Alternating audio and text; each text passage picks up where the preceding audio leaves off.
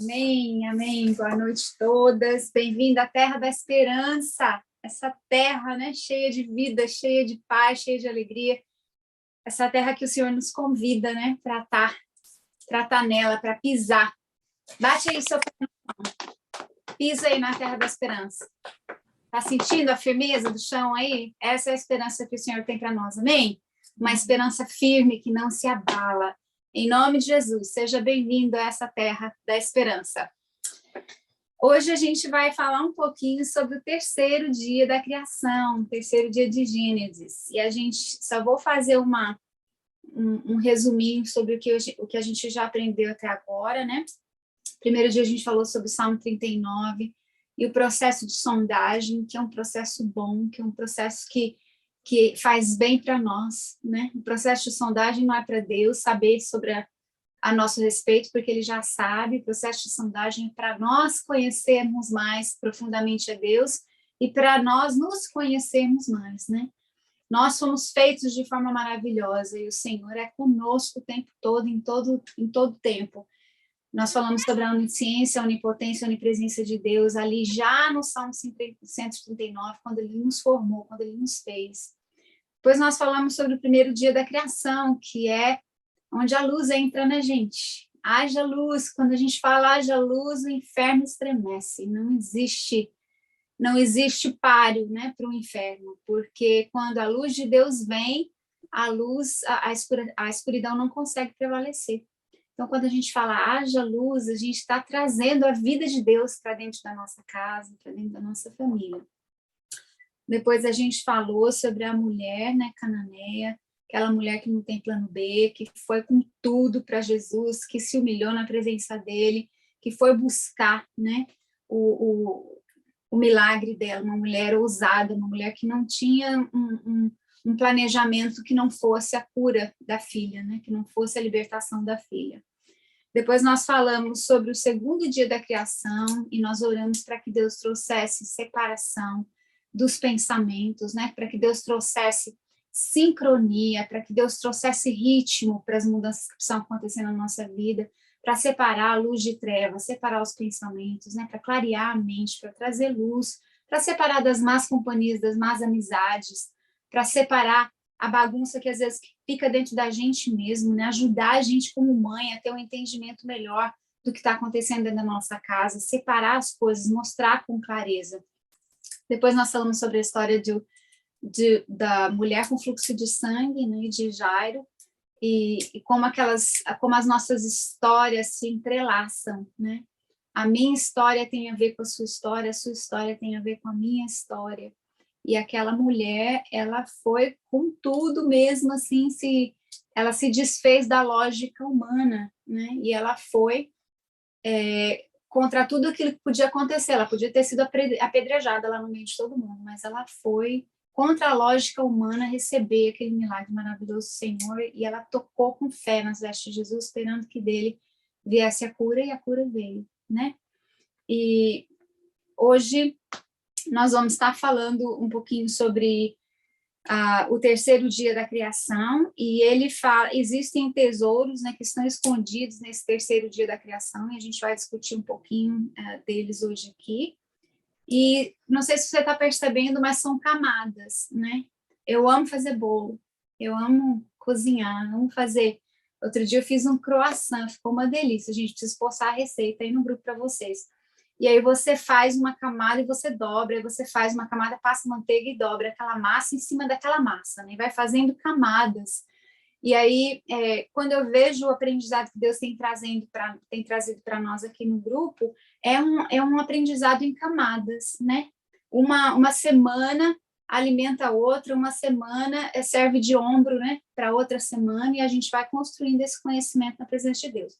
Então, hoje a gente vai estar falando sobre o terceiro dia da criação, e está em Gênesis 1 ainda, né?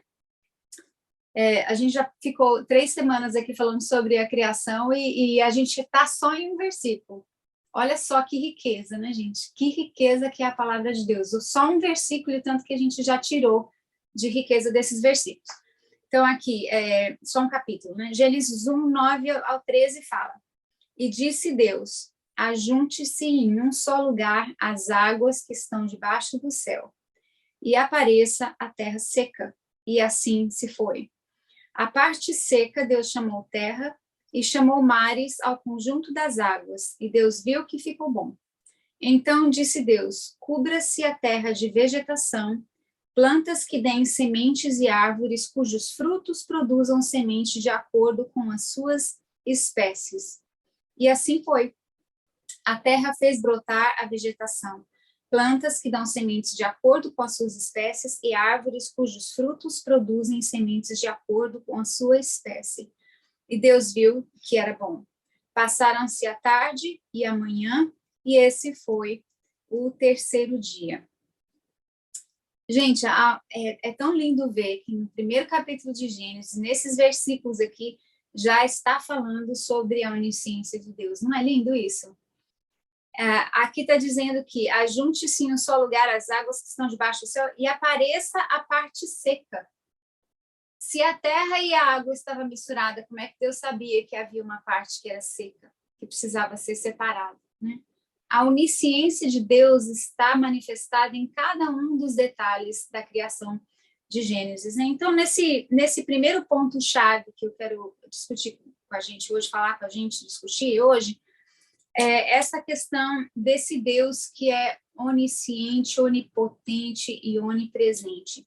A onisciência de Deus, ela é tão maravilhosa, e tem um texto, e eu lembro que eu já comentei vagamente com vocês aqui, um texto em 2 Pedro que fala que nós somos manifestantes da natureza divina. E um dia perguntando para o Senhor, mas como é que nós podemos manifestar tanta grandeza, né? Porque a palavra de Deus fala que nós somos criados à imagem e semelhança de Deus. E nós manifestamos, em 2 Pedro fala que nós manifestamos a natureza divina. E eu comecei a orar e pedir para o Senhor, como é que eu posso manifestar essa natureza divina? Porque às vezes a gente enfrenta algumas situações na vida que você sabe que é só o milagre de Deus mesmo, que é só a onisciência de Deus, que é só a revelação do Espírito Santo de Deus. A gente fica confuso, a gente fica atrapalhado, a gente não sabe.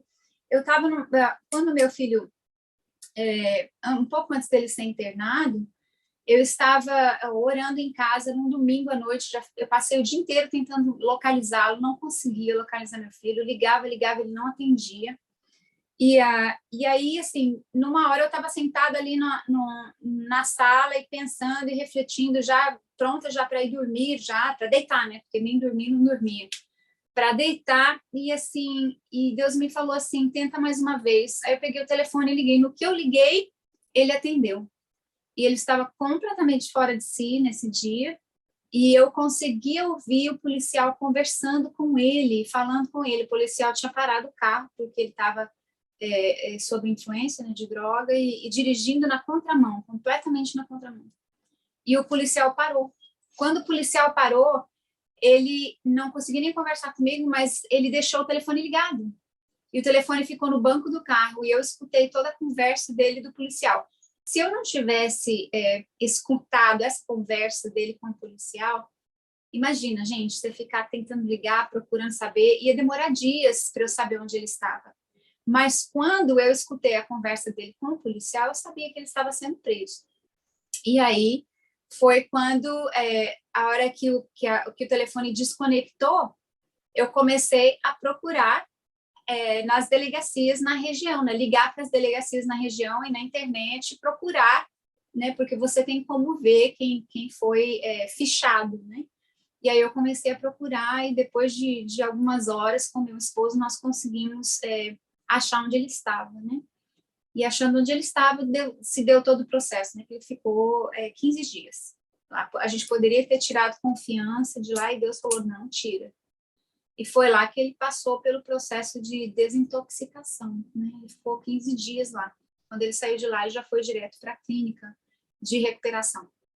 Foi uma luta, um período de luta muito intenso. Mas, assim, pensa bem, e a gente às vezes fica olhando esse texto e fala, mas o que isso tem a ver com a minha vida?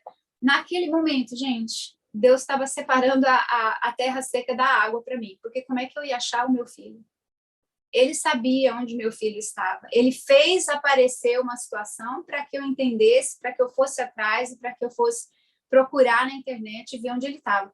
Assim, essa onisciência de Deus, essa sabedoria dele, esse poder do Senhor, é uma coisa tão maravilhosa, nós nunca estamos sozinhos.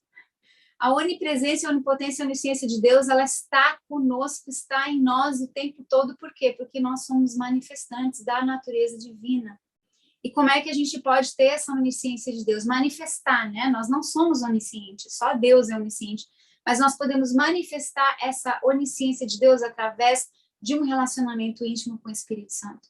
Através do ouvir a voz de Deus, de ter os ouvidos abertos. E quando Deus falar, a gente obedecer. Às vezes fala assim, mas será que foi Deus?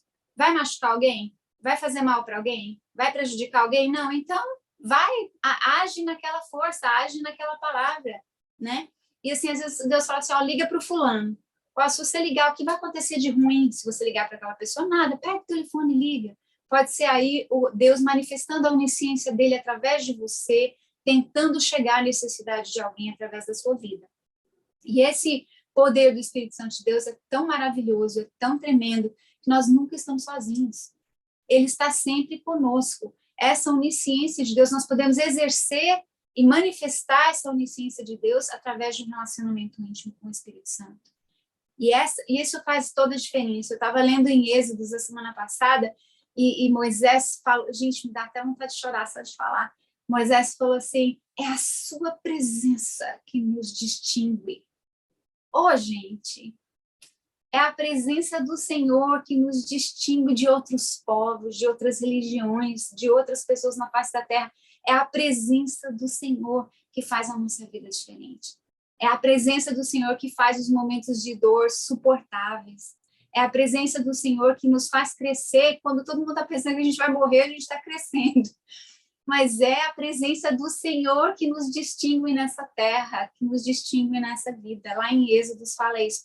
Aí Moisés fala assim, Senhor, é a tua presença que nos distingue de outros povos dessa terra. Não nos deixe sair daqui se o Senhor não for conosco. E essa onipresença e essa onisciência de Deus, se eu puder colocar no mudo, por favor. Na Cláudia falou que está dando 13 anos de casada, que bom te falar. Só um minutinho. Vamos orar por mim também, tá, querida?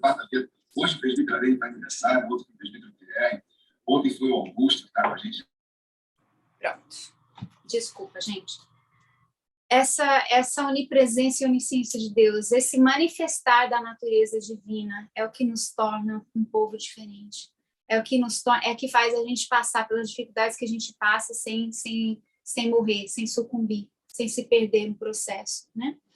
E no verso 9, principalmente, né, fala sobre essa onisciência de Deus, e nós podemos exercer essa onisciência de Deus, manifestar essa onisciência de Deus através desse relacionamento íntimo com o Espírito Santo.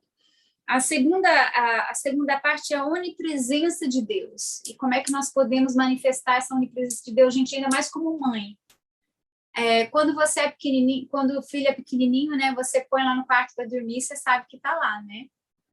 Quando o seu filho já é maiorzinho, eu lembro de uma outra experiência que eu tive com meu filho também, ele tinha 16 para 17 anos, eu acredito, menos, até de 15 para 16, e a minha casa vivia cheia de meninos, cheio, parecia a casa da Maria José, lá com aquele monte de meninada que vinha para ficar, para assistir filme, para brincar, para jogar videogame.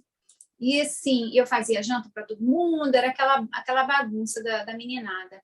E aí, era mais ou menos 11h30, na sexta-feira, 11h30 da noite, eu levantei e vi que eu desci, né, vi que estava todo mundo bem, estavam brincando, estavam jogando videogame, eu fiz um lanchinho para eles e subi para o quarto. Dali a pouco, era mais ou menos 2h da manhã, eu acordei, chequei de novo, estava todo mundo dormindo lá na sala, brincando, uns brincando, outros dormindo. Quando eu acordei de manhã, eu fui dormir, falei, tá tudo bem. Eu acordei no outro dia de manhã, gente do céu, minha casa parecia uma zona de guerra embaixo da casa. E meu filho estava completamente bêbado. E estava no chão do banheiro, perto assim do vaso sanitário, e todo vomitado. Isso foi dado entre umas 3h30, 4 horas da manhã, até 7 horas da manhã, a hora que a gente acordou. E aí, eles brincando, né, fazendo um jogo, e quem perdesse o jogo tinha que tomar uma bebida. E um dos meninos trabalhava num posto de gasolina, de menor também, e trouxe bebida para dentro da minha casa, e eu não sabia. Assim, embaixo do meu nariz, embaixo dos meus olhos ali, e eu supervisionando, indo toda hora lá, né, checando e tudo mais, e um pouquinho que eu dormi. Aí quando você acorda cheio de culpa, né, até por ter dormido. Gente, só Deus pode estar com os nossos filhos em todo o tempo. Nós não podemos. Nós podemos manifestar a onipresença de Deus através da oração. É a única arma, e a arma mais poderosa que nós temos é a arma da oração e da intercessão pelos nossos filhos. Eles saem de casa, entram no carro, pode ser o filho mais ajuizado, mais certinho que tem, pode sofrer um acidente, pode machucar, pode ser assaltado, tem tanta coisa, gente, que pode acontecer no momento em que os nossos filhos saem de casa, e a gente não tem condição de ficar com eles o tempo todo. Não tem condição. Às vezes é debaixo do nariz da gente que as coisas acontecem, a gente não tem como. Eles saem para a escola, você não sabe se a sua criança está sendo bullying na escola, você não sabe se está sendo rejeitado, humilhado por alguém, você não sabe quantas pessoas estão oferecendo drogas para os seus filhos. Eu lembro a Júlia, minha filha, graças a Deus nunca teve nenhum problema com droga, nada, uma menina bem ajuizada, e assim, muito séria com Deus, né? E ela falou que no ensino médio, né? No ensino médio, que aqui chamam de middle school, eles ofereciam droga todo dia. A molecada oferecia uns para os outros lá. E assim, e eu achava que a escola era um lugar seguro, que era um lugar tranquilo, que era um lugar bom para os meus filhos, mas eles estavam sendo expostos todo dia a algo muito, muito tóxico, né? E um aceitou o caminho né, assim, negou, né, essas ofertas, e o outro não. Então, assim, nós não temos como ficar com os nossos filhos o tempo todo, mas Deus, na onipresença dele, consegue ficar com eles. Ele sabe o que está acontecendo. Eu não sabia onde meu filho estava, mas Deus sabia onde ele estava. E não só sabia, como me mostrou, né? Trouxe a terra seca ali à vista para que eu soubesse e para que eu pudesse ir atrás e saber o que estava acontecendo com ele. Então, mas nós podemos exercer a onipresença de Deus através da oração. A nossa oração vai com os nossos filhos aonde quer que eles estejam. E não é a oração que você fez ontem, nem a oração que você fez hoje, não. É a oração que você fez a vida inteira por eles. É a oração que você orou antes deles nascerem. É a oração que você orou quando eles estavam na sua barriga. É a oração que você orou ontem, hoje. É a oração que você ainda, que nem saiu da sua boca ainda, mas que já está na presença do Senhor. Essa onipresença de Deus, ela é manifestada por nós nessa terra através da oração. A nossa oração vai onde os nossos filhos vão e aonde a gente não pode ir. Onde a gente muitas vezes nem convidada é, né? Mas a presença do Senhor, ela vai com os nossos filhos. E o terceiro ponto aqui é a onipotência de Deus. Se você vê o jeito que Deus criou todas as coisas, né?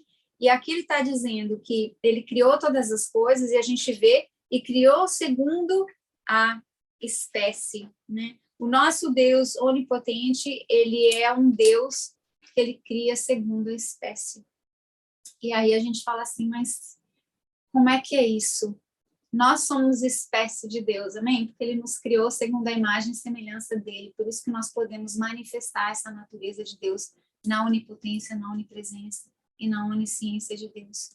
E aqui nesse texto, né, fala sobre como Deus separou as águas da terra seca, e a gente, quem ama ir para a praia, gente? Eu amo ir para a praia. Você já prestou atenção, assim, que você está lá e o mar vem até um certo ponto e volta? A onda vem e volta. Esse Deus onipotente que separou a terra, né, da água, esse Deus maravilhoso, ele dá ordem para o mar, e o mar só vai até onde Deus ordenou que ele vá, né? E é uma coisa maravilhosa, assim, que você está lá sentado, está tudo bem, de repente bate um vento, né? E as ondas aumentam de tamanho, fica aquelas ondas enormes. E aí toda vez que eu vou para a praia, o Senhor fala muito comigo em relação a isso. Esse é o Deus onipotente, é o Deus que acalma os maremotos na nossa vida. É o Deus que chega a um ponto que fala assim, basta, chega. Não existe problema que não venha com uma data de expiração. Sabe quando você vai no mercado, tem ali a data de validade? Os problemas vêm com data de validade também, gente. Uma hora eles acabam. Tem tempo para tudo na vida. Tem tempo para passar pelos problemas e tem tempo para esses problemas serem resolvidos também, eu creio. Eu vejo isso na minha vida todos os dias, né?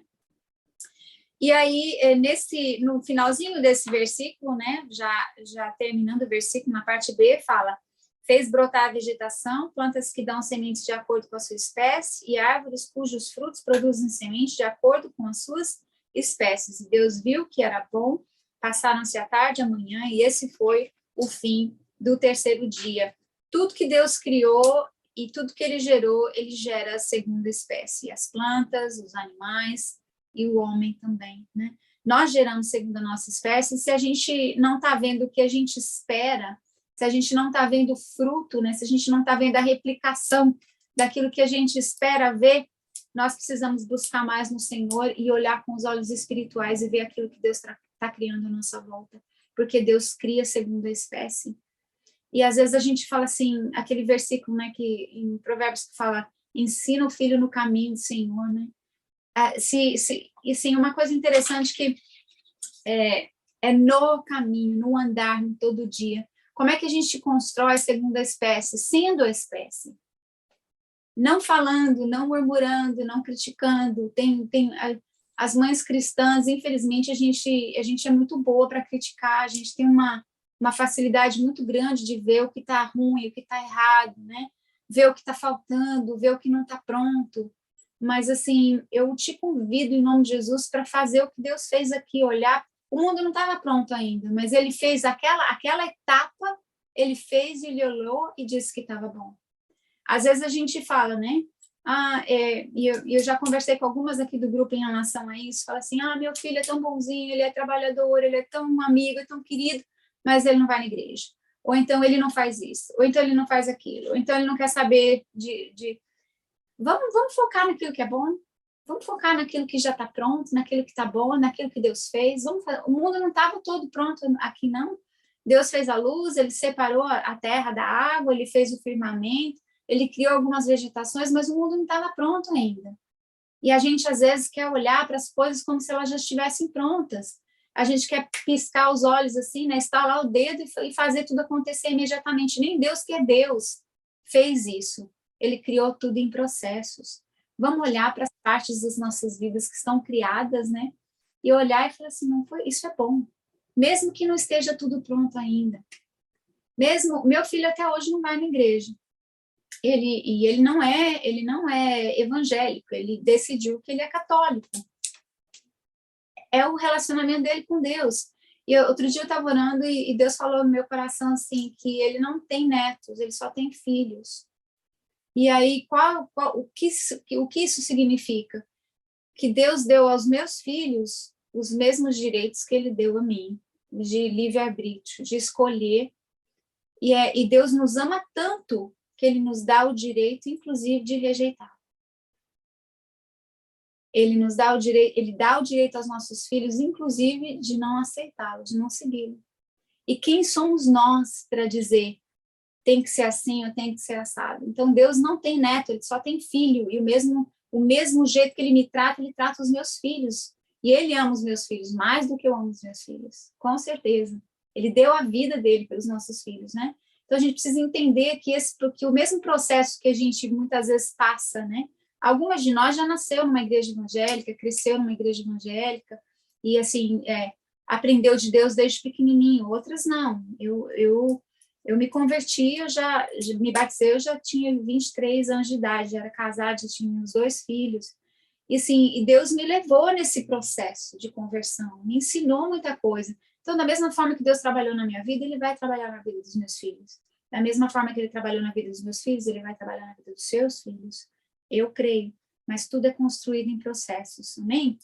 E cada fase, cada estágio, cada ponto é um motivo para a gente olhar e falar assim, nossa, isso é bom, isso é bom. Gente, se você tem um filho adulto que ainda chega em casa, te abraça, né? Que nem o meu ursão aqui. Vem, abraça, levanta da mesa e fala assim, mãe, vó, obrigada pelo jantar, tá? Você tem assim, a Júlia, ela foi viajar, foi numa conferência, chegou lá, já passou uma mensagem de texto, mãe, cheguei, tá tudo bem, sabe? Não precisei perguntar para ela falou, então, assim, tem coisas que não estão perfeitas? Tem, mas isso é tão bom. Então, vamos olhar e falar assim, não, isso é bom. Se tem alguma área da vida dos nossos filhos que ainda precisa ser transformada, vamos deixar o Deus que é Pai transformar, amém?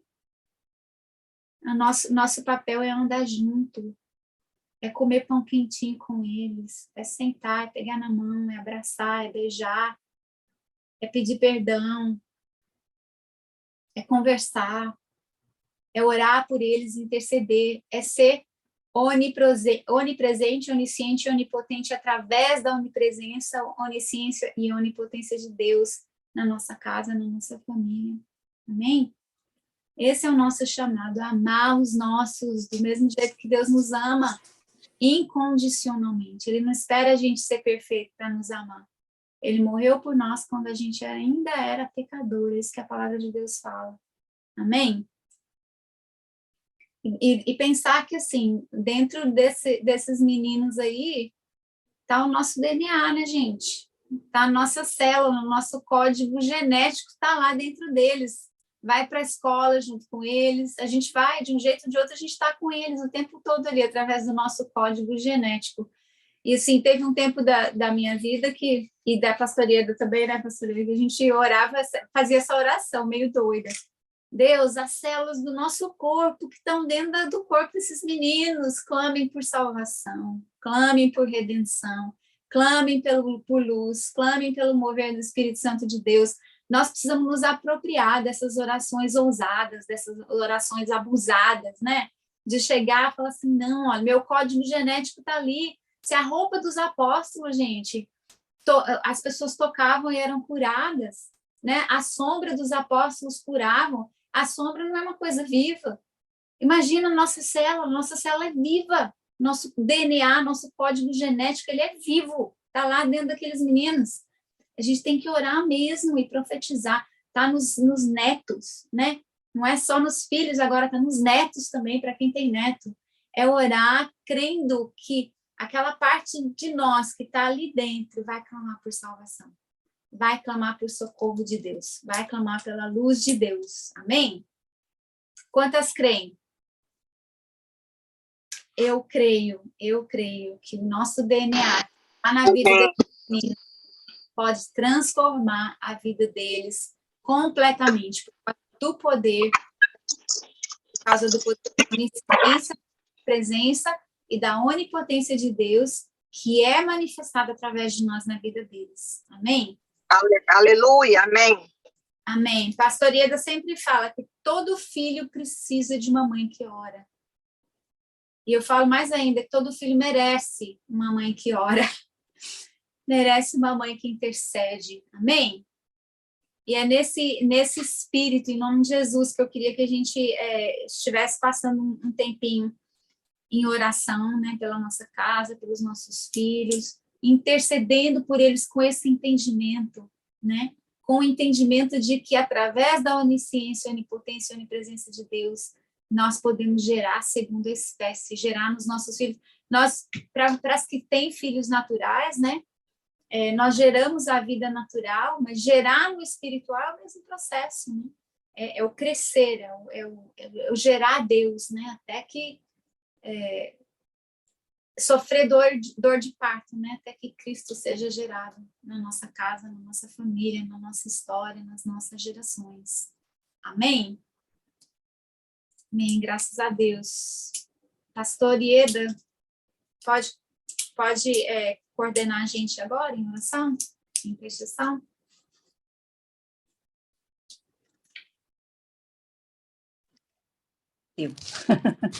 Amém, que bênção. Glória a Deus. Esse texto é rico demais, né, Cris? Eu lembro quando a Cris me falou assim, olha, eu já tenho pronto. Eu tinha lá umas orações que eu já tinha escrito também, mas quando a gente se juntou nessa unidade, aconteceram coisas incríveis.